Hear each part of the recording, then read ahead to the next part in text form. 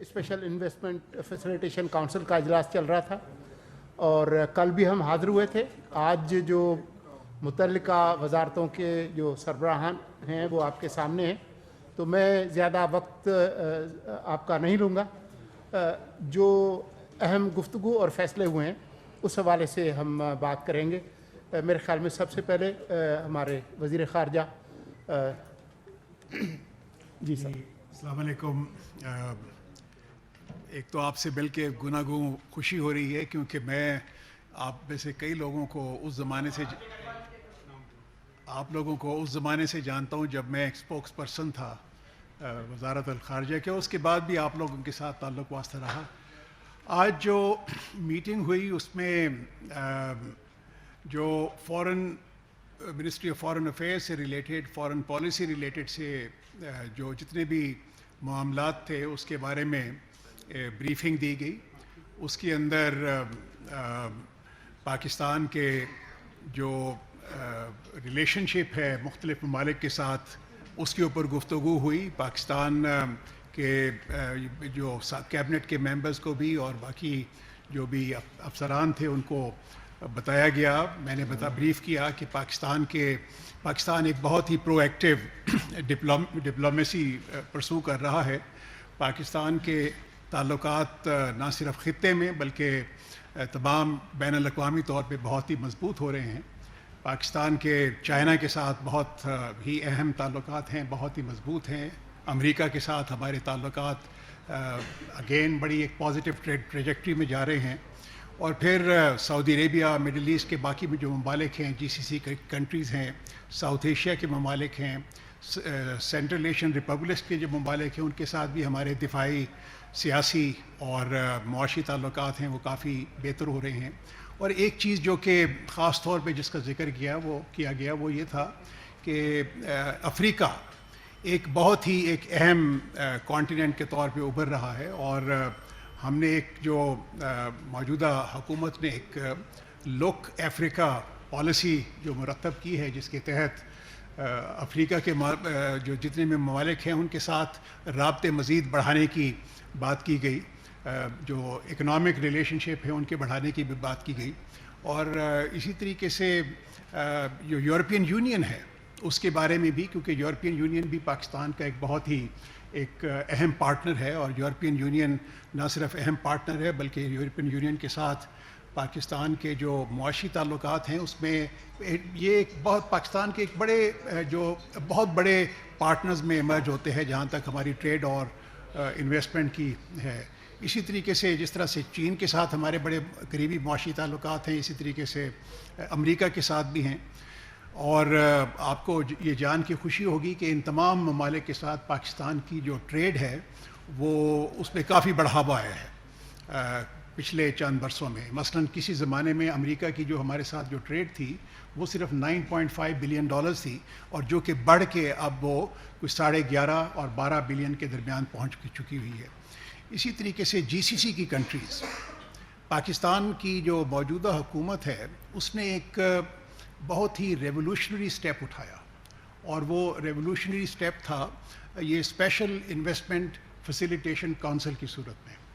ये जो special investment facilitation council है इसका बुनियादी मकसद ये था कि तमाम जो इंटरनेशनल इन्वेस्टर्स हैं अगर उनको कोई मुश्किलात दरपेश थी इन्वेस्टमेंट करने की पाकिस्तान के अंदर तो उन तमाम मुश्किलात को दूर किया जाए।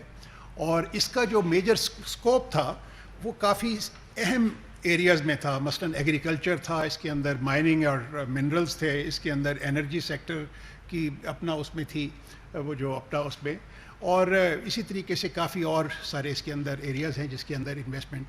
और आपको ये जान के खुशी होगी कि जो स्पेशल इन्वेस्टमेंट का जो फैसिलिटेशन काउंसिल के इनकाद के बाद काफ़ी सारे जो हमारे ममालिक हैं, GCC के ममालिक हो गए, बाकी इंटरनेशनल कम्युनिटी, उनकी तरफ से एक बहुत ही इंटरेस्ट का इजहार किया गया है कि इसके अंदर इन्वेस्टमेंट कि पाकिस्तान में इन्वेस्टमेंट होगी।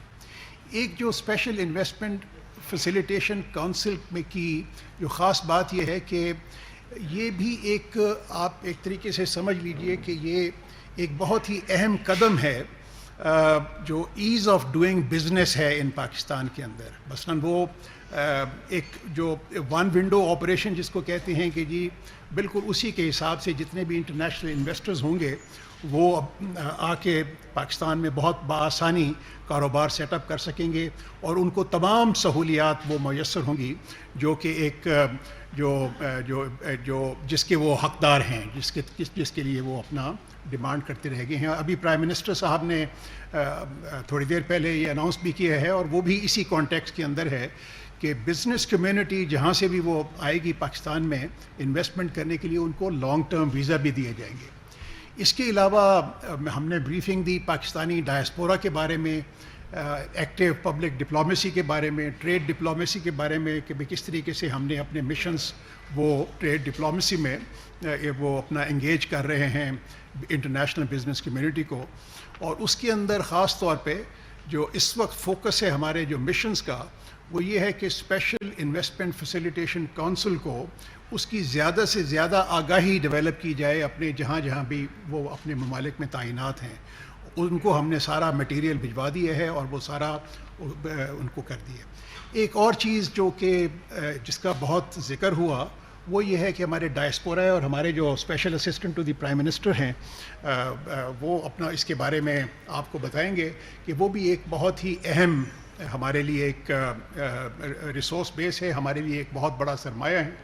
بلکہ جتنی بھی ہماری ڈپلومیٹک ایفرٹس ہوتی ہیں، میری تعیناتی امریکہ میں بھی رہی ہے، یورپ میں بھی رہی ہے، اور میں آپ کو یہ بتاتا چلوں کہ پاکستانی ڈائسپورا نے جس طرح سے اپنے اڈاپٹڈ ملک کی وہ تعمیر و ترقی کے لیے کوشاں ہیں، اسی طریقے سے وہ پاکستان کی تعمیر و ترقی کے لیے بھی کوشاں ہیں۔ تو میں ان الفاظ کے ساتھ میں اپنے باقی دوستوں کو دعوت دوں گا کہ وہ بات چیت کریں، اور کوئی سوال جواب اگر آپ کے ہوں گے تو اس کا جواب دیں۔ کیونکہ وزیر خارجہ صاحب نے ذکر کیا ویزا اور دوسری پالیسیز کا، تو ویزا کا جہاں تک تعلق ہے تو وزارت خارجہ اور وزارت داخلہ ان کے درمیان بہت ساری باتیں ہوتی ہیں، تو کیوں نہ وزیر داخلہ سرفراز بگٹی صاحب۔ شکریہ جی honourable minister for information. Foreign minister نے بڑی ڈیٹیل میں آپ کو بتایا ہے کہ آج جو ہماری ایک لینتھی سیشنز ہو رہے تھے اس میں انٹیریئر ڈویژن کی آج بریفنگز تھیں اور کچھ ڈیسیجنز تھے، تو وہ آپ کے ساتھ شیئر کروں۔ دیکھیں، سب سے امپورٹنٹ چیز تھی ویزا پالیسی کی، بیکاز ویزا پالیسی مرتب نہیں ہو پا رہی تھی بڑے عرصے سے، اور اس ویزا پالیسی کے لیے انٹیریئر ڈویژن نے بڑی محنت کی ہے اور اس کو بزنس فرینڈلی بنایا ہے۔ اس کے جو امپورٹنٹ پوائنٹس ہیں وہ میں آپ کو بتا دوں کہ نمبر 1 از کہ کوئی بھی بزنس مین جو پاکستان میں انویسٹمنٹ کرنا چاہتا ہے یا بزنس ایکٹیویٹی کرنا چاہتا ہے، اس کا اپنا ملک اگر وہ اس کا فورن آفس لکھ کے دے دے کہ یہ بزنس مین ہے تو ہم اس کو فورن ویزا جو ہے وہ دے دیں گے، فورن آفس دے گی، لیکن ہم نے یہ پالیسی بنائی ہے۔ اس کے بعد جو وہ اپنا بزنس مین یہاں آتا ہے، بزنس کیپٹل لے کے آ رہا ہے، وہ اپنا ساتھ اپنے کوئی سپورٹ کرنے کے لیے کوئی سٹاف لے کر آنا چاہتا ہے، جس میں کوک ہو سکتا ہے، اس کا ملازم ہو سکتا ہے، اس کے لیے بھی ہم نے بڑی آسان شرائط کے ساتھ اس کو ویزا دے دیا۔ پھر ہمارے اپنے جو باڈیز ہیں، جو بزنس باڈیز ہیں، جس میں چیمبر آف کامرس ہے یا باقی چیمبرز ہیں، وہ اگر ہمیں ریکویسٹ کریں گے کہ یہ بزنس ایکٹیویٹی کے لیے آنا چاہتا ہے تو اس کے لیے بھی ہم نے اس کو ٹو کٹ اٹ شارٹ، ہم نے اس کو ٹوٹلی بزنس فرینڈلی کر دیا ہے، نمبر 1۔ نمبر 2، آپ کو پتہ ہے کہ ہماری ایک اینٹی اسمگلنگ پہ ایک زبردست قسم کی ڈرائیو چل رہی ہے، جس میں ایف سی ہے، آئی بی اس میں ہمیں سپورٹ کر رہی ہے، انٹیلیجنس ایجنسی سپورٹ کر رہی ہیں، اور اس میں نیکٹا ہمیں سپورٹ کر رہی ہے۔ تو جتنی بھی ہماری اس میں ایک سنرجی کے ساتھ ہم ایک اینٹی اسمگلنگ ڈرائیو پہ گئے ہوئے ہیں، جس میں ڈالر کی اسمگلنگ ہے، جس میں کھاد کی اسمگلنگ ہے، جس میں چینی کی اسمگلنگ ہے، جس میں آئل کی اسمگلنگ ہے، تو یہ ویٹ کی اسمگلنگ ہے۔ یہ اس سے ملک بلیڈ ہو رہا تھا، اور یہ بڑے عرصے سے یہ اسمگلنگ جو تھی یہ ہو رہی تھی، اور پھر بالخصوص جو افغان ٹریڈ تھا اس کے حوالے سے بھی اس پہ بھی اسمگلنگ کے بہت سارا عنصر تھا۔ تو ان ساری چیزوں کو ایک سنرجی کے ساتھ تمام ایجنسیز، اس میں پروونشل گورنمنٹس، فیڈرل گورنمنٹ کی جو ایجنسیز ہیں، سب نے اکٹھے ہو کے اس کے خلاف ایک ڈرائیو شروع کی ہے۔ وہ آپ کی نظر سے گزر رہا ہوگا، اور مزید اس میں آنے والے دنوں میں جو ہے مزید انشاءاللہ تعالیٰ کامیابیاں ملیں گی، اور ہم اس پہ زیرو ٹالرنس ہے۔ سملرلی ایک اور چیز جس میں الیگل امیگرنٹس ہیں پاکستان میں، اس کے حوالے سے بھی ہم نے ایک پالیسی مرتب کی ہے، اور وہ پالیسی بھی پہلی دفعہ مرتب ہوئی ہے کہ ہم الیگل امیگرنٹس کو کس طریقے سے کن فیزز میں واپس بھیجیں گے ان کے اپنے وطن میں، اور وہ کس بنیاد پہ یہاں رہ رہے ہیں. تو وہ ساری چیزوں کی ایک پالیسی مرتب ہوئی ہے.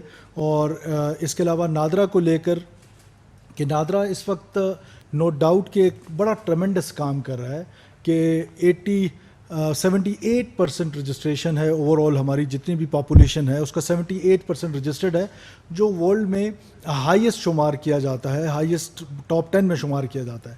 لیکن ہمیں پرائم منسٹر نے آج ٹاسک کیا کہ اس کو ہم نے لے کے جانا ہے 95-96% پہ، اور اس کے لیے ہم نے ایک ٹاسک فورس بنائی ہے جو نادرا کے ساتھ ہم ہر کوارٹرلی ہم اس پہ بیٹھیں گے اور ان کو مزید انہانس کریں گے. اور اس میں نادرا جو ہے وہ موٹر بائکس یونٹس بنا رہا ہے اور موبائل یونٹس اضافہ کر رہا ہے، جس سے وہ گھروں میں جائیں گے اور رجسٹر کریں گے. خاص طور پہ جو انفینٹ یا اسکول گوئنگ بچے ہیں ان کے لیے ہم نے مینڈیٹری کر دیا ہے کہ وہ جب بے فارم ہوگا ان کے پاس تو اسکول میں ایڈمیشن ملے گا.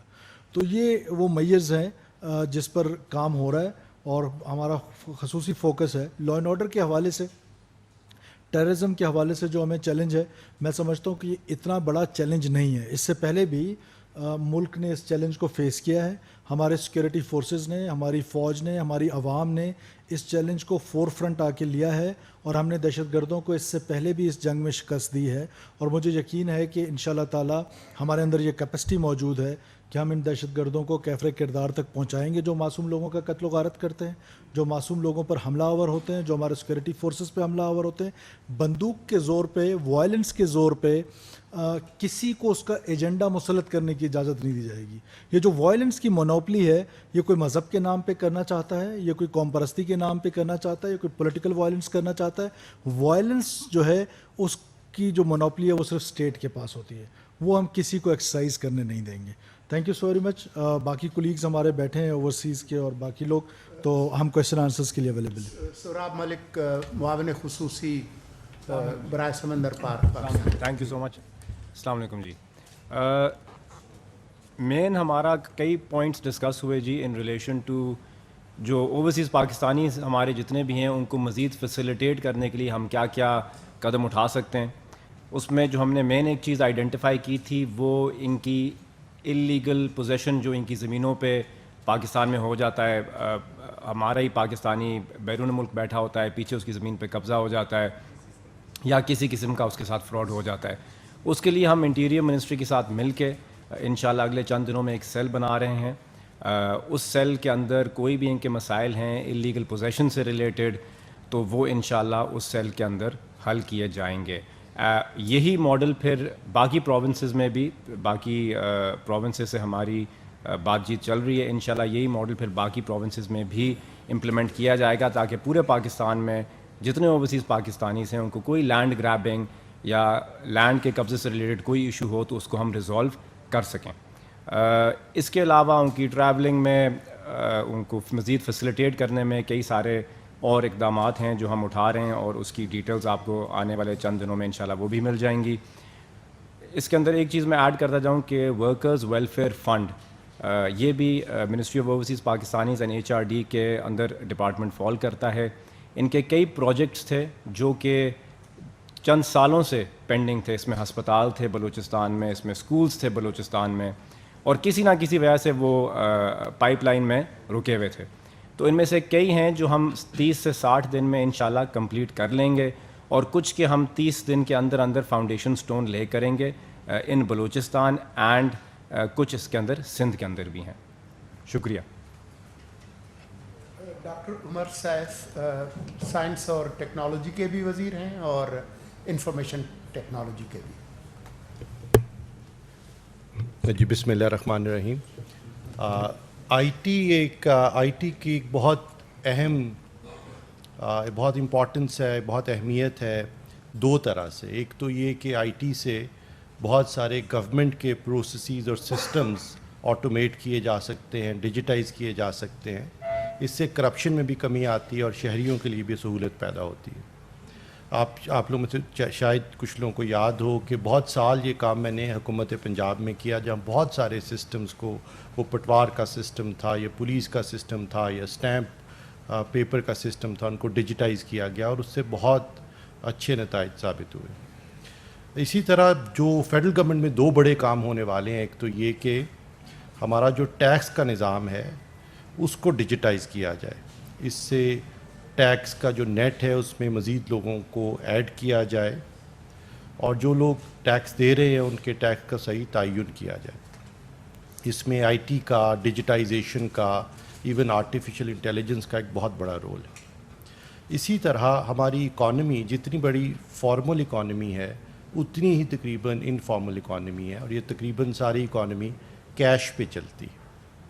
تو اگر اکانومی کو ڈیجیٹائز کیا جائے، لوگوں کے لیے سہولت پیدا کی جائے کہ ہم ڈیجیٹل پیمنٹس کر سکیں، تو اس سے یکسر ہماری جو معیشت ہے اس کا جو ڈاکیومنٹڈ سائز ہے وہ گرو بھی کرے گا، اور اس سے ہمیں اپنی اکانومی کو فارملائز کرنے میں بھی مدد ملے گی۔ تو پاکستان میں بہت اچھا کام ہوا، اسٹیٹ بینک نے کیا، راست کے نام سے شاید آپ نے استعمال بھی کیا ہو، لیکن ابھی اس طرح نہیں کہ ہم کسی دکان پہ جا کے آسانی سے ڈیجیٹل پیمنٹ کر سکیں، کسی ٹھیلے پہ کوئی چیز خرید کے ڈیجیٹل پیمنٹ کر سکیں، یا میں آپ کو آسانی سے 20 روپے دے سکوں یا آپ مجھے 30 روپے واپس کر سکیں۔ تو اس کے لیے بہت سارے کلیدی اقدامات اٹھانے کی ضرورت ہے اس کو ڈیجیٹائز کرنے کے لیے۔ تو اب ان چند ماہ میں انشاءاللہ بہت تیزی سے کام کیا جائے گا کہ معیشت کو کیش لیس بنایا جائے، ڈیجیٹائز کیا جائے۔ اسی طرح ٹیکس کے نظام کو ملک بھر میں ڈیجیٹائز کیا جائے۔ جو دوسری آئی ٹی کی اہمیت ہے وہ یہ کہ آئی ٹی کا ایک بہت بڑا رول ہو سکتا ہے پاکستان کی اکانومی کو ایکسپورٹ اورینٹڈ بنانے کے لیے۔ اس وقت پاکستان کا جو آئی ٹی سیکٹر ہے اس کی کل جو ایکسپورٹس ہیں وہ تقریباً $2.6 بلین ہے، جبکہ اس کی کیپیسٹی تقریباً $10 بلین کی ہے۔ اور اس کی 2-3 بڑی وجوہات ہیں۔ ایک تو یہ کہ بہت ساری آئی ٹی کمپنیز، کیونکہ یہ سروس بیس انڈسٹریز ہیں، کوئی نہ گڈز ایکسپورٹ ہونی ہے، نہ امپورٹ ہونی ہے، نہ کوئی ایل سی کھلنی ہے، یہ تو سروس بیس انڈسٹری ہے، انٹرنیٹ پہ ہوتی ہے۔ تو اگر یہاں کی کمپنیز کوئی دشواری محسوس کریں اپنے ڈالرز پاکستان لانے میں، تو ان کے لیے بہت آسان ہے کہ وہ ڈالرز پاکستان سے باہر ہی رکھ چھوڑیں۔ اور ابھی جو ہمیں $2.6 بلین نظر آتا ہے، یہ تقریباً $4.5 بلین ہے، کیونکہ پاکستانی بہت ساری کمپنیز کے لیے دشواری ہے اپنے ڈالرز کو، اپنے پیسوں کو پاکستان لانے میں۔ تو ایک تو اس میں آسانی پیدا کی جائے گی، اور بہت فنڈامنٹل سٹیپس آج اگری کیے گئے ہیں تاکہ آسانی سے یہ کمپنیز اپنے پیسے واپس لا سکیں۔ اس سے تقریباً $1.5 ارب ہمیں مزید آتا نظر آئے گا اپنی آئی ٹی انڈسٹری کی وجہ سے۔ اسی طرح سے آئی ٹی انڈسٹری ایک ایسی انڈسٹری ہے جس کا تمام جو را مٹیریل ہے وہ اسی ملک میں موجود ہے۔ یہ وہ نوجوان ہیں جن کو آئی ٹی کی سکلز ہیں، جو کہ پروگرامنگ کر سکتے ہیں، جو کہ ٹیکنیکلی کام کر سکتے ہیں، اور یہ تمام اس ملک میں موجود ہیں، اور یہ اسی لیے اس انڈسٹری کا بہت بڑا ٹریڈ سرپلس ہے۔ باقی زیادہ تر انڈسٹریز میں اگر کچھ پاکستان میں مینوفیکچر کیا جائے تو اس کا را مٹیریل باہر سے امپورٹ کیا جاتا ہے کچھ حد تک، اس کا سارا را مٹیریل ادھر موجود ہے۔ انفیکٹ یہ ایک ایسی انڈسٹری ہے جس کا ٹریڈ سرپلس 70 سے 80% ہے۔ اس کا مطلب ہے کہ صرف 10 میں سے $2 کی جو ہے وہ سپینڈ ہے، اور $7 سے $8 جو ہیں وہ ٹریڈ سرپلس ہے۔ اور اس کی وجہ سے ہمیں بہت سارے نوجوانوں کو ٹرین کرنا ہے۔ اس وقت جو بہت ایک مربوط پروگرام بنایا گیا ہے کہ 2 لاکھ نوجوانوں کو مزید ٹرین کیا جائے، ہر 1 لاکھ نئی ورک فورس ایڈ کر کے ہمیں تقریباً $2.5 بلین اضافہ ہوتا ہے آئی ٹی ایکسپورٹس میں۔ 2 لاکھ لوگ ایڈ کیے جائیں، یہ تقریباً $5 ارب کی گنجائش ہے آئی ٹی انڈسٹری میں۔ اور فائنلی اسی طرح کیونکہ ٹیلی کام کا ایک بہت امپورٹنٹ سیکٹر ہے، اس کی 5G کی آکشن ہونی ہے، اور وہ لانگ ڈیلیڈ ہے۔ اس وقت دنیا 6G 6G کی طرف موو کر رہی ہے، اور ہم ابھی تک ہمارے کنزیومرز بھی سفر کر رہے ہیں، ٹیلی کام انڈسٹری بھی سفر کر رہی ہے۔ تو اس کی بھی ایمیننٹلی اگلے 10 ماہ میں آکشن کی جا سکتی ہے اگر تیزی سے چلا جائے تو، اور یہ چند ماہ میں ہم وہ اقدامات اٹھائیں گے جس سے یہ ہم اس طرف چل پڑیں کہ یہ 10 ماہ میں اس کی آکشن کی جائے۔ اور فائنلی یہ کہ پاکستان کے بہت سارے نوجوان دنیا بھر میں فری لانسنگ کرتے ہیں، ان کو یہاں نوکریاں تو میسر نہیں، لیکن دنیا کی جو گلوبل ورک فورس ہے جہاں پہ ہر چیز آؤٹ سورس کی جاتی ہے، وہ ان ویب سائٹس کے ذریعے وہاں پہ $5 $10 $15 دن کے کماتے ہیں، اور ان کے لیے بہت مشکل ہے کہ وہ پیسے پاکستان میں لا سکیں. پاکستان میں نہ پے پیل ہے، نہ اسٹرائپ ہے، اور اگر لائیں بھی تو ٹیکس رجیم وہ نہیں جو آئی ٹی انڈسٹری کی ہے. پھر اسی طرح یہ اگر کوئی $5 $10 دن کے کماتا ہے تو وہ نہ 3 لاکھ کا لیپ ٹاپ خرید سکتا ہے، نہ وہ جنریٹر خرید سکتا ہے، نہ انٹرنیٹ کا انتظام کر سکتا ہے. تو فیصلہ کیا گیا کہ پاکستان بھر میں 5 لاکھ لوگوں کے لیے فری لانسنگ کی سہولت پیدا کی جائے گی اور کو ورکنگ سپیسز بنائی جائیں گی، جہاں پہ ہمارے نوجوان جائیں، وہاں پہ کمپیوٹر لگے ہو، انٹرنیٹ آ رہا ہو، جنریٹر میسر ہو، اور وہاں سے وہ اس گلوبل جو اکانومی ہے اس کا حصہ بن سکیں اور $5-10 دن کے کما سکیں. اگر 1 ملین 10 لاکھ نوجوان جو کہ تقریباً 2 سال میں یونیورسٹی سے ٹرین ہوتے ہیں اگر $10 دن کے بنائیں تو یہ $3 ارب سالانہ پاکستان کے لیے کما سکتے ہیں. تو ابھی ہم جو $2.6 بلین پہ کھڑے ہیں وہ ایکچولی $4.5 بلین ہے، کیونکہ بہت سارے پیسے باہر پڑے ہیں. پاکستان میں 2 لاکھ نئے I T soft where developers کی گنجائش ہے، جس سے $5 ارب مزید آ سکتا ہے. اور پاکستان کے فری لانسرز اگر ہماری یہ نئی جو ہم اسکیم لے کے آ رہے ہیں اس کے تحت کام کر سکیں آسانی سے تو تقریباً $3 ارب مزید پاکستان میں لایا جا سکتا ہے. فائنلی بیفور آئی کنکلوڈ، ایک بہت امپورٹنٹ سیکٹر ہے، ایک تو پاکستان میں جیسے پے پیل اور اسٹرائپ آنا ہے، اسی طرح پاکستان میں اسٹار لنک لانچ ہونا ہے جو کہ لو آربٹ سیٹلائٹ سسٹم ہے، جس سے وہ تمام علاقے جہاں پہ نوجوان ہیں لیکن کنیکٹیوٹی نہیں، جہاں پہ I T skilled work force ہے لیکن کنیکٹیوٹی نہیں، ان کو آسانی سے انٹرنیٹ سے کنیکٹ کرنے کی سہولت میسر ہوگی تھرو دس نیو سسٹم. اور پھر فائنلی ہماری جو ہینڈ سیٹ مینوفیکچرنگ پاکستان میں ہم چاہتے ہیں ہو، آپ تمام لوگوں کے ہاتھ میں موبائل فون ہیں، زیادہ تر امپورٹڈ ہیں، اس سے ہمارا زر مبادلہ بھی افیکٹ ہوتا ہے اور لوکل انڈسٹری بھی نہیں. حالانکہ پاکستان دنیا کی 7ویں بڑی مارکیٹ ہے اسمارٹ فونز کی. پاکستان میں سیل فونز اسمبل ہونے شروع ہو گئے ہیں، تقریباً 5 کروڑ کے لگ بھگ ہینڈ سیٹس اسمبل ہو چکے ہیں، لیکن بہت ساری ایسی چیزیں کرنے کی ضرورت ہے جس میں اس انڈسٹری کو انسینٹیوائز کیا جائے. انڈیا تقریباً ہر سال $10 ارب کے فون ایکسپورٹ کرتا ہے بنا کے، اور پاکستان سے ایکسپورٹ ابھی اس طرح شروع نہیں ہوئی، اور ہمیں اس انڈسٹری کو ڈیولپ کرنے کی ضرورت ہے تاکہ یہ انڈسٹری جو ہینڈ سیٹ مینوفیکچرنگ کی ہے جس کی اتنی بڑی لوکل ڈیمانڈ ہے اس کو یہاں پہ پروموٹ کیا جائے. اور اس میں ایک جو لوگوں کے لیے امپورٹنٹ بات ہوگی وہ یہ کہ پاکستان میں ہم کانٹریکٹ بیس یا سیل فون فائنینسنگ کی اسکیم لے کر آئیں، اس طرح سے کہ اگر آپ امریکہ میں جائیں اور آپ کسی کمپنی سے سال کا کانٹریکٹ سائن کریں تو آپ کو آئی فون وہ ساتھ دیتے ہیں، کیونکہ وہ اس کانٹریکٹ کا حصہ ہے اور وہ بلاک ہو جاتا ہے اگر آپ سال ان کا فون استعمال، ان کا سروس استعمال نہ کریں. اس کو سیل فون فائنینسنگ سمجھ لیں، تو جیسے گاڑیوں کی فائنینسنگ ہے یا اور چیزوں کی، لیکن موبائل فون کی پاکستان میں نہیں ہے.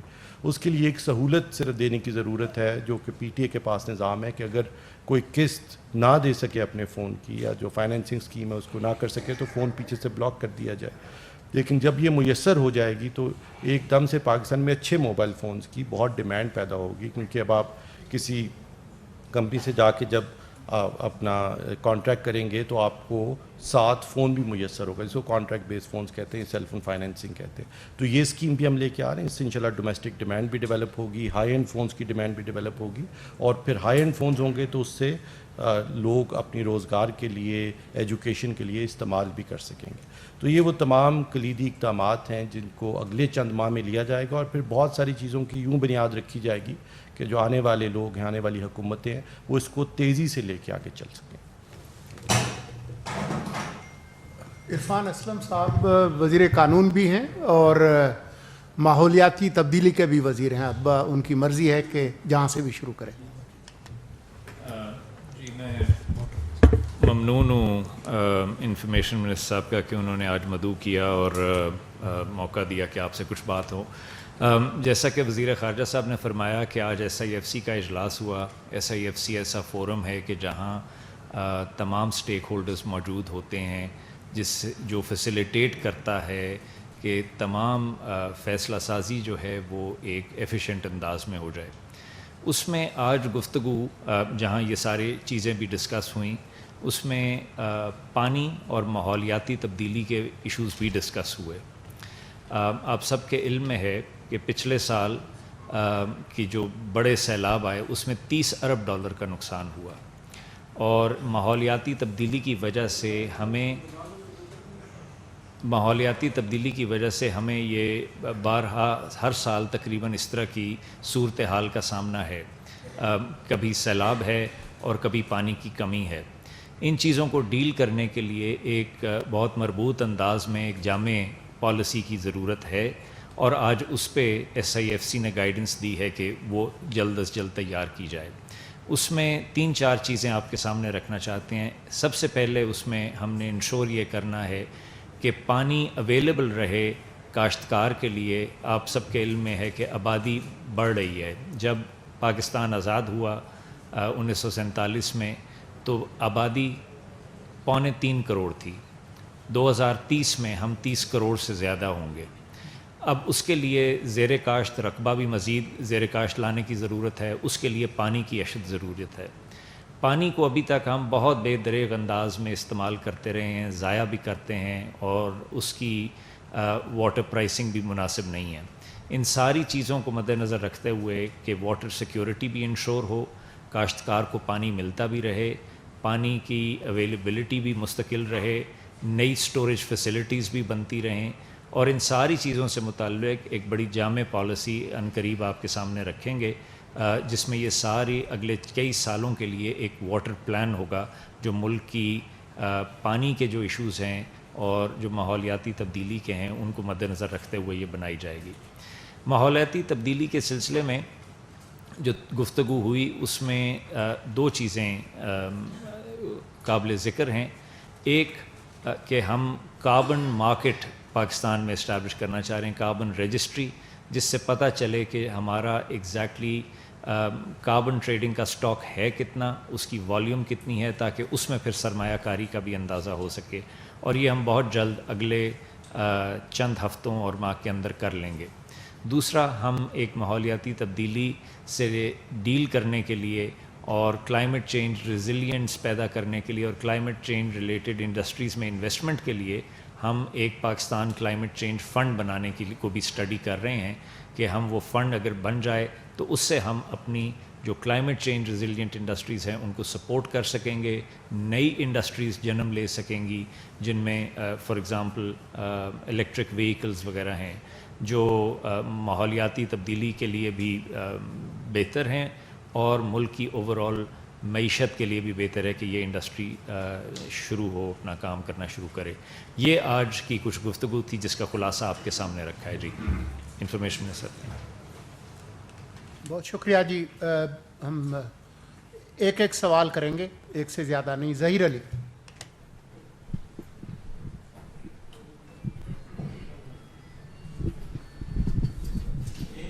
سوال الاؤ ہے تو پھر وزیر داخلہ سے میرا سوال ہے کہ بلوچستان میں ابھی تھوڑی دیر پہلے اطلاع آئی ہے کہ 6 فٹ بالر جو ہیں ان کو اغوا کیا گیا ہے, ان کی بازیابی کے لیے کیا اقدامات کیے ہیں, کیا یہ ہوئے بھی ہوا ہے یا دیکھیں یہ میرے حلقے میں ہی ہوا ہے اور ڈیرہ بگٹی کا واقعہ ہے سوئی کا.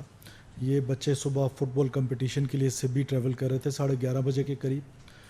دہشت گردوں نے 18 کے قریب بچے تھے اس میں, ان کو وہاں سے کڈنیپ کیا, باقیوں کو چھوڑ دیا. ان میں سے 6 کو وہ لے کے جو ان کے ٹھکانے ہیں ان کی طرف گئے ہیں.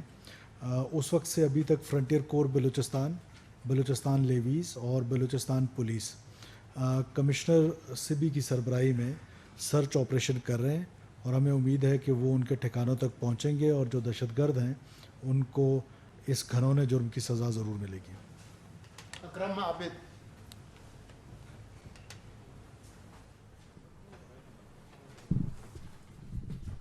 سر تقریباً ساری حکومت اس وقت موجود ہے وزیر اعظم صاحب کے علاوہ. میرا سوال وزیر داخلہ سے ہے, کیونکہ اس وقت جو ہے ملک میں بلوچستان کا جو اقتدار ہے وہ سر چڑھ کر بول رہا ہے. میرا سر آپ سے سوال یہ ہے کہ آج صدر پاکستان نے اپنی آئینی مدت پوری کر لی ہے. 5 سال کی پہلی حکومت دیکھی, دوسری حکومت دیکھی, اور آپ صدر پاکستان تیسری حکومت دیکھ رہے ہیں. تو آج جب انہوں نے آئینی مدت بھی مکمل کر لی ہے اور نگران حکومت میں وہ اس وقت جو ہے دوبارہ جو ہے اپنا کام شروع کیا ہے, کوئی پیغام اگر صدر پاکستان کو آپ دینا چاہیں تو؟ میرے خیال میں صحیح پیغام وزیر قانون دے سکتے ہیں, اس کے بعد بگٹی صاحب اگر بات کرنا چاہیں. جی بہت شکریہ بہت شکریہ جی. میں صرف یہ وضاحت کر دوں کہ جی آئین میں صدر مملکت کی ٹرم اس طرح نہیں ہے جس طرح آپ کی شاید انڈرسٹینڈنگ ہے. صدر اس وقت تک آفس ہولڈ کر سکتے ہیں جب تک ان کے سکسیسر الیکٹ نہ ہو جائیں. تو آئینی مدت اس سینس میں تو پوری ہو گئی ہے کہ 5 سال کا عرصہ پورا ہو گیا ہے, لیکن آئین کے تحت جب تک ان کے سکسیسر کا انتخاب نہیں ہو جاتا وہ صدر رہیں گے. اور چونکہ وہ بھی صدر ہیں اس لیے کوئی جی آپ کو میں نے آئینی پوزیشن واضح کر دیا. مفتی صاحب اگر آپ کہنا چاہیں تو بالکل. جس طرح لا منسٹر نے کہہ دیا صدر پاکستان ایک آئینی عہدہ ہے اور وہ پاکستان کے افواج کے سپریم کمانڈر ہیں.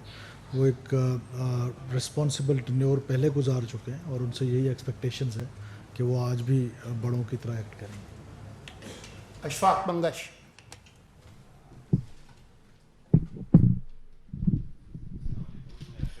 اشفاق بنگش. آج داخلہ صاحب کی طرف سارے صحافیوں کا وہ ہے, حالانکہ امپورٹنس جو منسٹریز ہیں اور ایشوز ہے, لیکن چونکہ ایشوز اس بیس پہ ہیں کہ آج کا اجلاس بھی اس حوالے سے تسلسل ہے, امپورٹنس ہے, تو ٹریڈ کے حوالے سے پاک ٹریڈ جو کہ ایک طرف سے آپ اسمگلنگ روک تھام کے حوالے سے اس پہ اقدامات اٹھا رہے ہیں, دوسری طرف آپ ٹریڈ بڑھانا چاہتے ہیں. تو ہم چونکہ خیبر ٹی ویز کے بطور چونکہ افغانستان اور پاکستان کے حوالے سے ہیں, تو افغانستان کے حوالے سے بہت ساری شکایت پہلے بھی موصول ہو چکی ہے ابھی بھی.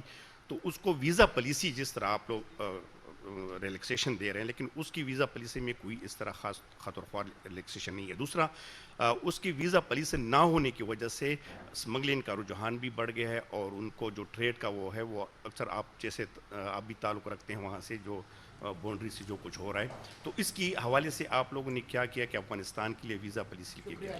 شکریہ بنگش صاحب. دیکھیے, دو مختلف چیزوں کی طرف آپ نے نشاندہی کی ہے. ایک اسمگلنگ ہے اور اینٹی اسمگلنگ ڈرائیو ہے. اس کا ویزا پالیسی سے کوئی تعلق نہیں ہے. جو اسمگلر ہے وہ ویزا ہو نہ ہو وہ اسمگلنگ کرتا ہے, انلیگل ایکٹیویٹی کرتا ہے, چاہے ہمارے ملک کے اندر اسمگلنگ ہو رہی ہو یا ہمارے ملک سے باہر اسمگلنگ ہو رہی ہو. زیرو ٹالرنس ہے اس پر ہم نے ایک ڈرائیو سٹارٹ کی اور سنرجی کے ساتھ کی ہے. اب جہاں تک رہی بات آپ کی افغانستان کے ساتھ ویزا پالیسی کی, this is what we are doing, کہ ہم یہ چاہتے ہیں کہ جتنے بھی ہمارے ہمسائے ممالک ہیں ہمارے سب کے ساتھ ہم اچھے تعلقات بھی چاہتے ہیں, اور ساتھ ساتھ ہم ویزا پالیسی چاہتے ہیں کہ ویزاز کو ہم پروموٹ کریں, پاسپورٹس کو پروموٹ کریں, تذکرہ کو, باقی چیزوں کو ڈسکریج کریں, سو دیٹ ہمارا جو سٹیزن اگر کسی اور ملک میں جاتا ہے تو ایک ڈیو پروسیس کے تحت جاتا ہے. اسی طرح ہماری خواہش ہے کہ کوئی اور اگر ہمارے ملک میں آنا چاہتا ہے, ہمارا مہمان ہوگا, ہم اس کو عزت دیں گے, وہ ویزا اپلائی کرے گا. اور یہ جو بزنس فرینڈلی ویزا ہے, this is for everyone, not for specific کوئی ملک ہے. دنیا میں جتنے بھی ممالک ہیں, کوئی ہمارے پاس آ کے بزنس کرنا چاہتا ہے, انویسٹمنٹ کرنا چاہتا ہے, this is for every one. کوئی اس میں ڈسکریمنیشن نہیں ہے کہ کسی ایک ملک کے لیے ہے کسی ایک کے لیے نہیں ہے. شاکر عباسی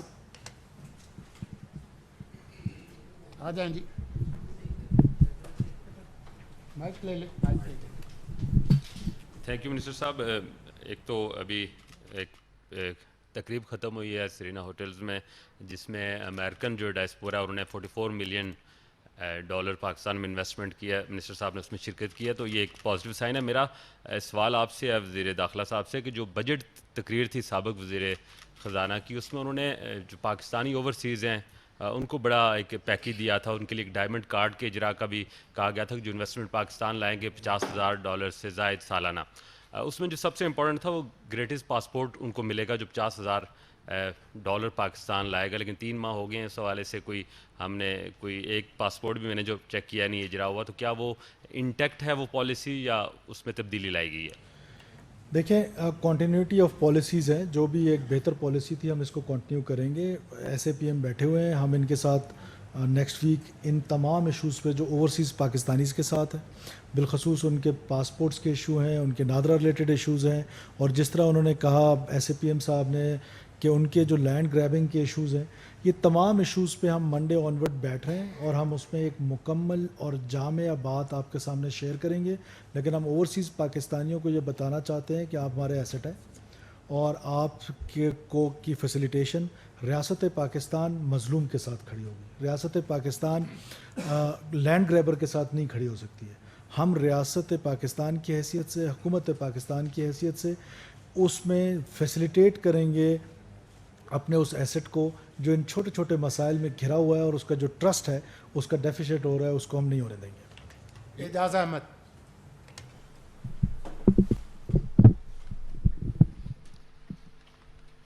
لنگے صاحب آپ کی اجازت ہو تو دونوں سے پوچھ رہے ہیں، وزیر خارجہ سے بھی اور وزیر داخلہ سے بھی. آپ سوال کر دیں، جی. وہ جس سے متعلق ہوگا وہ گزشتہ جواب روز ایک دیں گے. بڑے سیاسی رہنما کے ساتھ ملاقات کے بعد ایک خبر سامنے یہ آئی ہے کہ جو سابقہ فاٹا کے علاقے ہیں وہاں کہتے ہیں کہ جی طالبان کا بڑا ہولڈ ہو گیا اور جو اس نے انویسٹمنٹ کرنی ہوتی ہے، سڑک بنانی ہے یا کوئی اور ٹھیکہ لینا ہے، اور مائننگ اور منرلز چونکہ زیادہ تر فاٹا میں ہیں تو وہاں ان کو 10% دینا پڑتا ہے. اس حوالے سے آپ کی حکومت کے پاس کیا اطلاعات ہیں اور کتنا کرب کیا ہے، کتنا طالبان کی طاقت کو توڑا ہے؟ اور وزیر خارجہ صاحب آپ کی توجہ اس جانب مبذول کرانی ہے کہ ہزارہ پاکستانی بچے یورپی یونیورسٹیز میں داخلے لیتے ہیں، خاص طور پر جرمن ایمبیسی اور بعض دیگر یورپی ممالک جو ہے وہ ان کی اپوائنٹمنٹس جو ہیں فور ویزا وہ بہت لیٹ کرتے ہیں، ایک ڈیڑھ سال ان کے سیشنز گزر جاتے ہیں، ان کے ہزارہ روپے لاکھوں روپے ان کے ضائع ہو جاتے ہیں.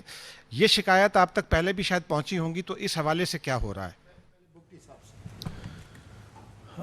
دیکھیے یہ جو ایکسٹورشن ڈرائیو کی آپ بات کر رہے ہیں، کوئی شک نہیں کہ اس میں کچھ اس طرح کی شکایات آتی تھیں پولیس کو، لیکن اس میں جو ہماری سوئفٹ ایکشنز ہوئی پولیس کی، لا انفورسمنٹ کی، تو اس میں بہت حد تک کمی آ گئی ہے. یہ بات آرگنائز طریقے سے درست نہیں ہے کہ کوئی کانٹریکٹر یا گورنمنٹ کانٹریکٹر جو ہے وہ کوئی پروجیکٹ سٹارٹ کرنے سے پہلے کوئی ایک مخصوص قسم کا پرسنٹیج جو ہے وہ کسی ٹیرسٹ کے لیے رکھے. یہ اس قسم کی کوئی اکا دکا واقعات ہو سکتے ہیں، لیکن میجورٹی میں جو ہمارے ڈیولپمنٹ کے کام ہو رہے ہیں، چاہے مائننگ ہو رہی ہے چاہے باقی چیزیں ہو رہی ہیں، ہم کسی قسم کی ایکسٹورشن کو، میں نے آپ سے کہا نا کہ یہ جو وائلنس ہے یہ مونوپلی صرف اسٹیٹ آف پاکستان کے پاس ہے، اس کی ریٹ آف دا اسٹیٹ کو چیلنج کرنے نہیں دیا جائے گا.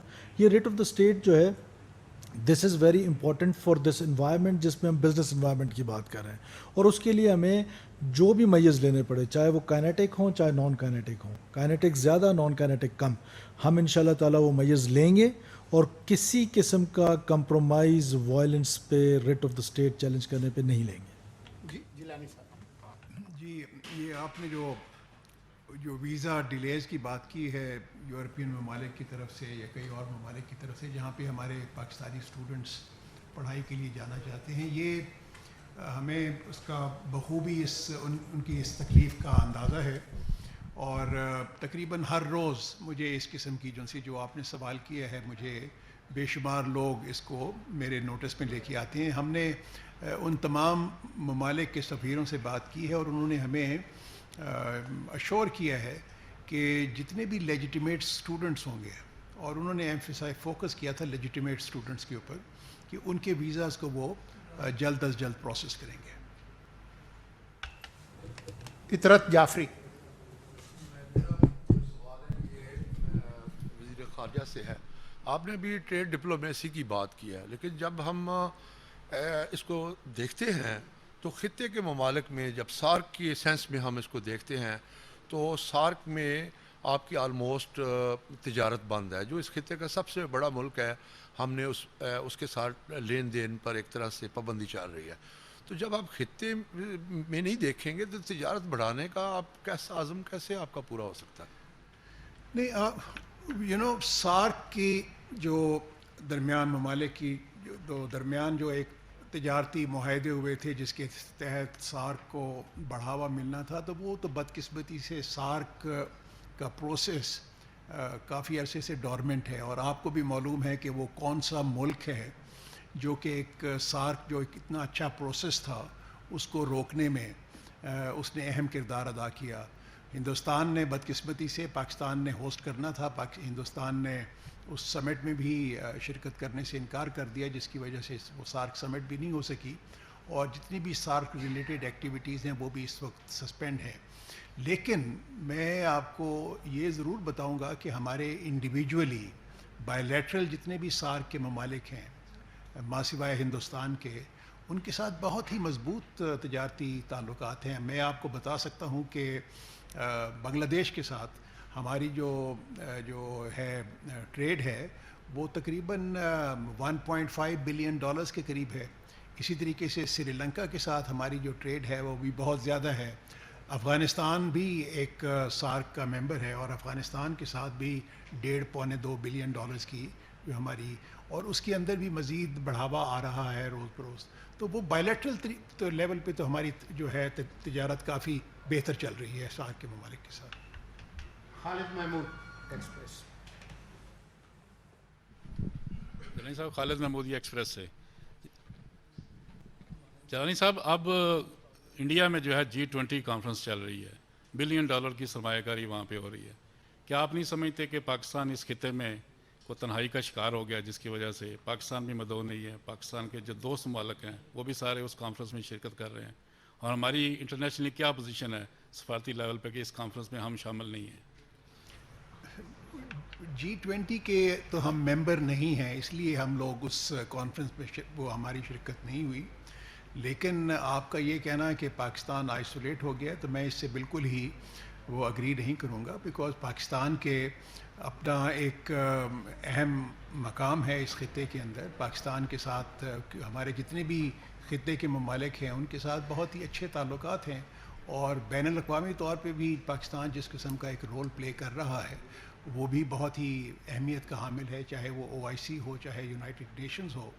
اور یہ ایک کلب ہے اور اس کا ایک اپنا ایک سرٹن کرائٹیریا تھا جس کی وجہ سے وہاں پہ ان کا اجلاس ہو رہا ہے. لیکن میں آپ کو ایک جو خوش آئند بات ہے وہ یہ ہے کہ جو SIFC کا جو پروسیس شروع ہوا ہے اس کے تحت خلیجی ممالک سے ہمیں جس قسم کی کمٹمنٹس آئی ہیں انویسٹمنٹ کی, تو وہ ماشاءاللہ بہت زیادہ ہیں, اور میں سمجھتا ہوں کہ اس کا والیوم وہ بہت ہی ایک خوش آئند تبدیلی لے کے آئے گا ہماری اوور آل اکنامک ڈیولپمنٹ میں.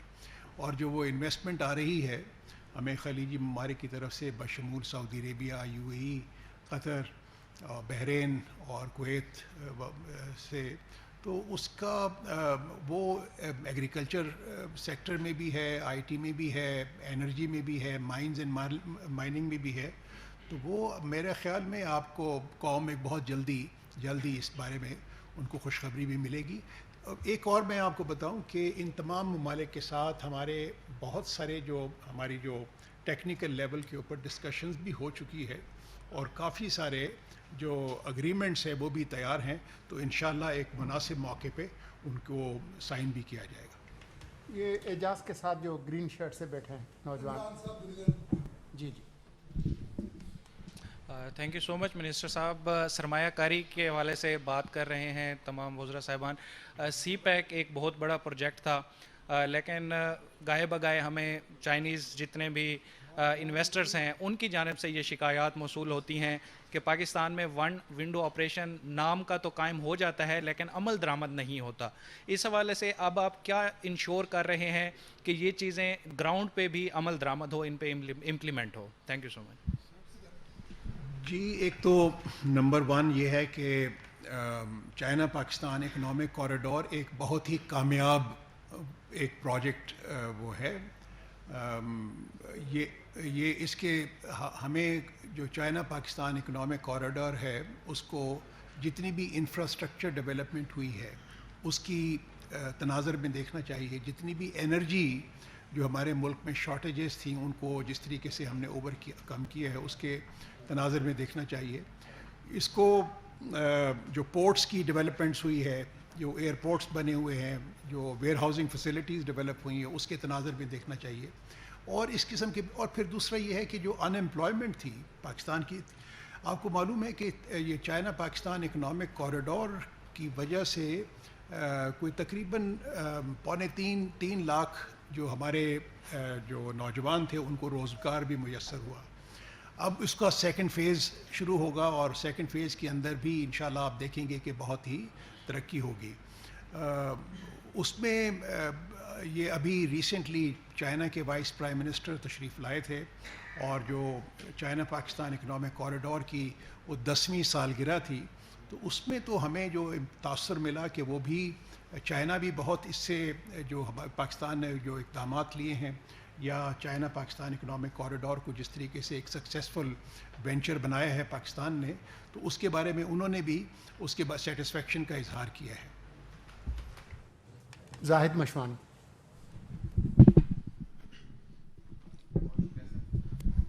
آپ تمام نگران وزراء ہیں اور آپ کی جو پالیسیاں ہیں یہ لانگ ٹرم نظر آ رہی ہیں.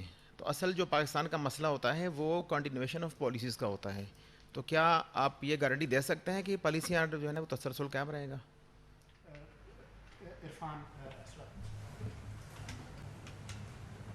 جی بہت شکریہ.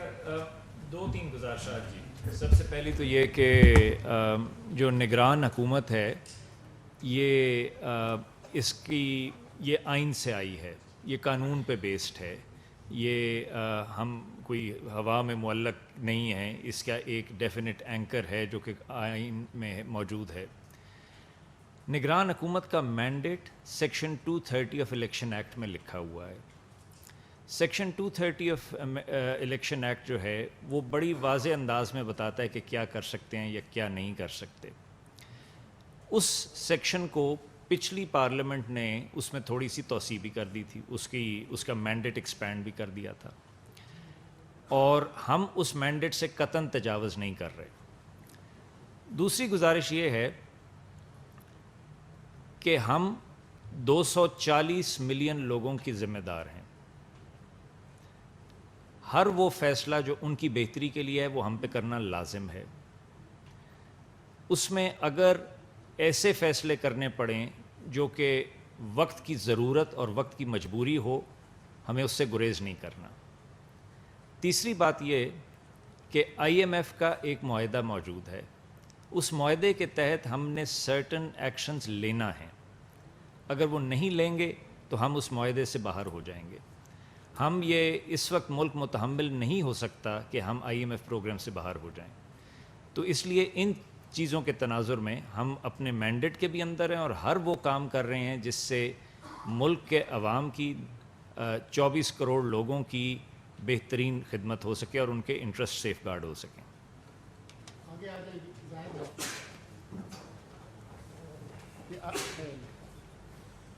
صاحب آپ نے بڑے انیشیٹو اچھے دیے فارن انویسٹمنٹ کے حوالے سے, ویزاز کے حوالے سے بھی. کل سے ایک اور خبر بھی گردش کر رہی ہے کہ 1000 پاکستانی جو تاجر ہیں جو ریئل اسٹیٹ کے ساتھ کام کر رہے ہیں اور فارن ایکسچینج کے ساتھ کام کرتے ہیں, آپ نے ان کے نام سٹاپ لسٹ میں شامل کیے ہیں. ایسا کچھ ہے؟ چونکہ یہ خبریں کافی گردش کر رہی ہیں. اگر ایسا ہے تو آپ سمجھتے ہیں کہ جو پہلے والا کام آپ نے کیا اس کے اوپر بھی کچھ اثر ہو سکتا ہے اس کا؟ اس میں یہ بالکل مس انفارمیشن ہے یا ڈس انفارمیشن ہے, دونوں کا بلینڈ ہے.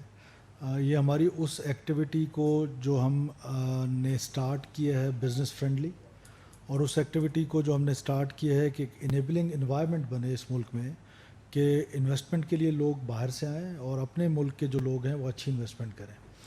اس کے حوالے سے یہ مس انفارمیشن پھیلائی گئی اور میں اس کو کنڈیم کرتا ہوں. بالکل بھی ایسی بات نہیں ہے. یہ ضرور ہے کہ ہم نے جو ڈالر کی اسمگلنگ ہے, میں نے پہلے آپ سے کہا ہے کہ اس کے لیے دیر از نو کمپرومائزز, وہ چاہے کوئی بھی کرے. یہ ضرور ہے کہ ہمیں یہ سوچنا پڑے گا کہ جو ہمارے ایکسچینجز ہیں آیا وہ اس بزنس میں کس حد تک انوالو ہے. اس میں بھی ہم ایک تھورو اسٹڈی کر رہے ہیں, اس میں بھی ہم اپنی انٹیلیجنس ایجنسیز کی انپٹ لے رہے ہیں. ہم ہیسٹ میں کوئی ایسا کام نہیں کریں گے جس سے پاکستان کو, پاکستان میں رہنے والے بزنس مین کو یا پاکستان کی کمیونٹی کو جو پاکستانی ہیں ان کو کوئی نقصان ہو. ہمارے لیے سب سے امپورٹنٹ جو ہے وہ پاکستان ہے اور اس میں رہنے والے لوگ ہیں. تو یہ اس طرح کی خبر مس انفارمیشن ہے. یہ نوجوان کو دیں. سر میرا کوشچن یہ تھا آپ سے کہ ابھی جس طرح آپ نے کہا کہ بگٹی صاحب نے کہ نادرا بہت اچھا کام کر رہا ہے اور 78% لوگ جو ہیں پاکستان کے رجسٹرڈ ہیں اور وہ ٹاپ 10 میں آتا ہے غالباً. سر میرا کویشچن یہ تھا کہ ابھی ہم نے اتنی بڑی 34 بلین روپیز کی ایکسرسائز کی ہے ایک سینسس کی, تو سر اس کے اندر کافی زیادہ اخراجات بھی ہوئے اور خرچے بھی ہوئے اور نادرا نے بھی اس کے اندر کام کیا. تو سر آپ یہ دوبارہ سے اگر یہ موٹر بائک یونٹس اور موبائل یونٹس بنائیں گے تو جس طرح کرائسس میں ہیں ہم, تو سر یہ زیادہ نہیں ہو جائے گا؟ اگر نادرا سے ہی بات کر لی جائے تو شاید بہتر ہو جائے. دیکھیں نادرا ہی کر رہی ہے, جو میں نے آپ سے کہا ہے وہ نادرا ہی اپنی موبائل یونٹس بنا رہی ہے اور نادرا اپنے ایکسپنسز جو ہے وہ خود سے بیئر کر رہی ہے. دوسرا یہ کہ یہ بات آپ کی بہت درست ہے کہ دنیا میں 72 ممالک ایسے ہیں جہاں پر یہ جو مردم شماری ہوتی ہے ڈیجیٹل ہوتی ہے. ہمیں بھی فائنلی اسی کی طرف جانا ہے. ایک تو وہ نان کنٹروورشل ہو جائے گی, جس میں آج جس طرح کنٹروورسیز جنم لے رہی ہیں اس مردم شماری کو لے کے، لیکن اس کے لیے 100% رجسٹریشن پہ ہمیں جانا پڑے گا. اور وہ 100% رجسٹریشن کے لیے آج میں نے آپ سے کہا کہ پرائم منسٹر نے ڈائریکشن دی ہے. ہم ہر مہینے ان کے ساتھ میٹنگ رکھیں گے، ان کو پش کریں گے کہ اگلے 2 سے 3 مہینے میں وہ اپنی پالیسیز اور بہتر بنائیں، اپنے ایسٹس اور بہتر بنائیں، تاکہ ہم زیادہ سے زیادہ رجسٹریشن کر سکیں اور فیوچر میں آنے والے ٹائم کے لیے ہمارا یہ جو میکانزم ہے ڈیجیٹلائزیشن کا وہ امپروو ہو جائے اور نادرا ہی ہمارا سینسس کر کے ہمیں دے دے. اور دس از دا فیوچر. فرنٹ پہ آ جائیں، یہاں پہ کونے میں.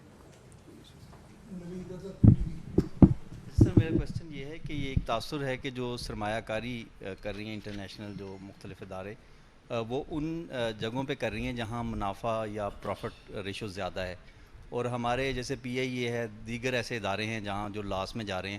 کیا ان اداروں میں بھی انٹرنیشنل سرمایہ کاروں کو انوالو کرنے کا کوئی پلان ہے ہمارے پاس؟ سر اجازت. دیکھیے انویسٹر جو آتا ہے وہ انویسٹمنٹ پلان کے ساتھ آتا ہے، وہ اپنا انٹرسٹ بھی دیکھتا ہے کہ جہاں سے اس انویسٹمنٹ سے اس نے ارن کیا کرنا ہوتا ہے. ہم یہ جتنی بھی لائبلٹیز ہیں جیسے پی آئی اے ہے یا اس طرح کے ادارے ہیں جو بلیڈ کر رہے ہیں اور اس ملک کی اکانومی میں ایک نقصان پہنچا رہے ہیں، اس میں فائنانس منسٹری لیڈ میں ہے.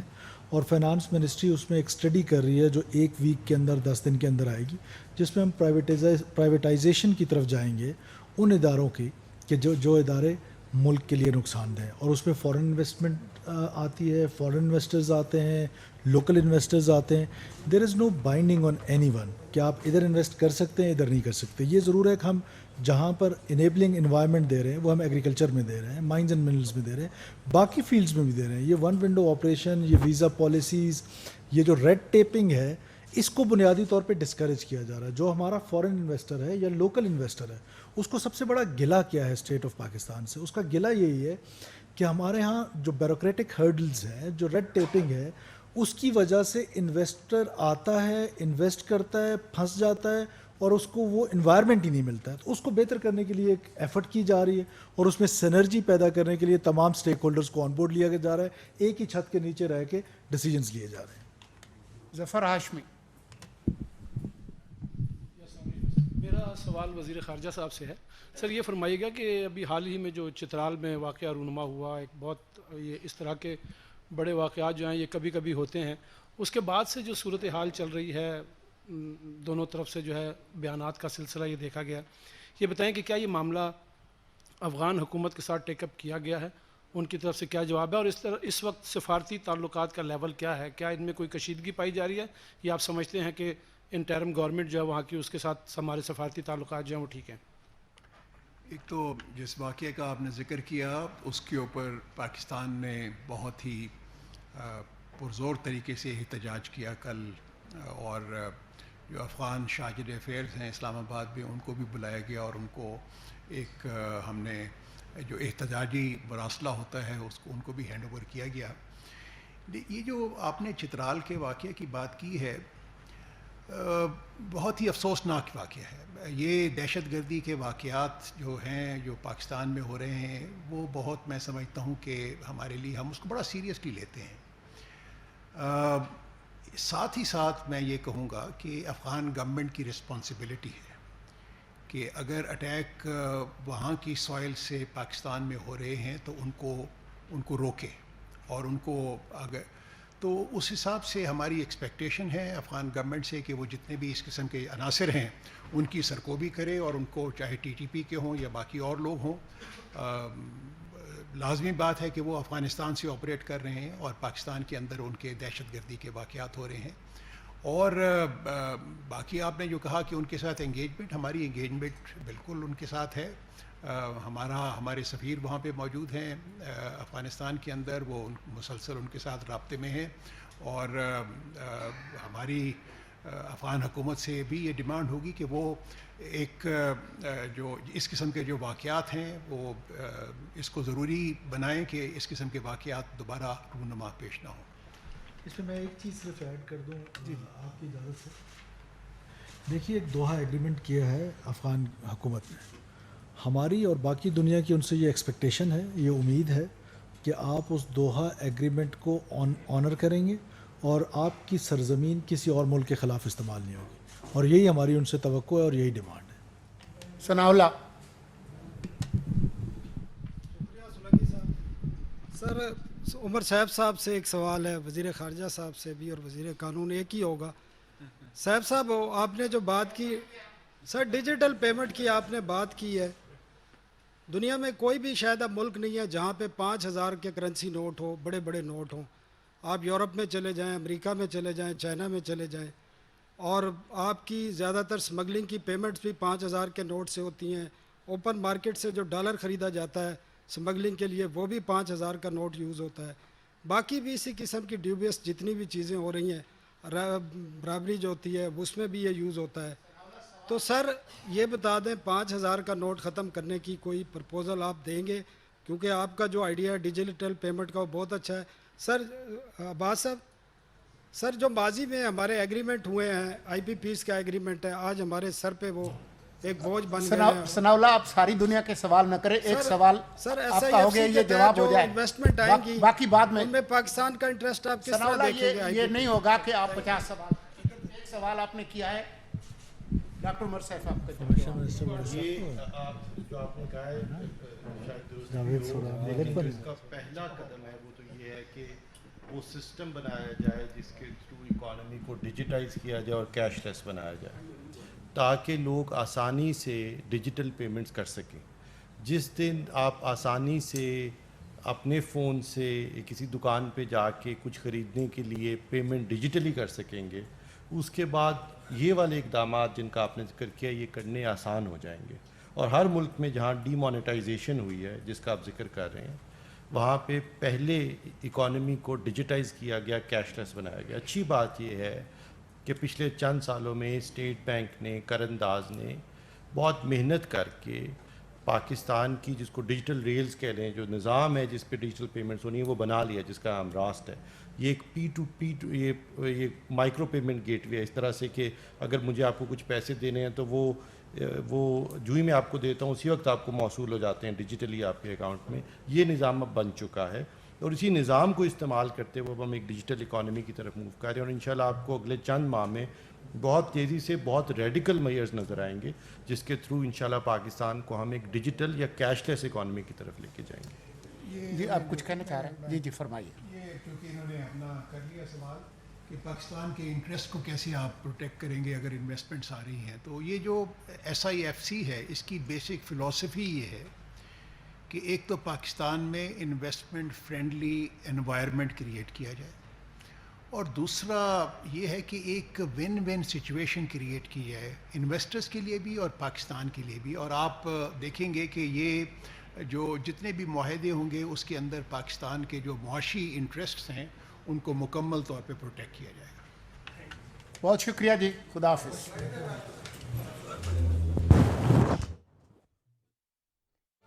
نگراں وفاقی وزراء اسلام آباد میں نیوز کانفرنس کر رہے تھے. ان کا کہنا تھا کہ اجلاس میں مختلف امور پر گفتگو ہوئی. مختلف ملکوں کے ساتھ تعلقات کے حوالے سے اجلاس میں بات چیت ہوئی. پاکستان کے چین سمیت خطے کے دیگر ملکوں کے ساتھ تعلقات مضبوط ہو رہے ہیں. سعودی عرب اور خلیجی ملکوں کے ساتھ بھی پاکستان کے بہترین تعلقات ہیں. پالیسی کے تحت افریقی ملکوں سے روابط مزید بڑھائے جائیں گے. ناظرین, یہ تھی PTV کی تازہ ترین. دیکھتے رہیے PTV نیوز.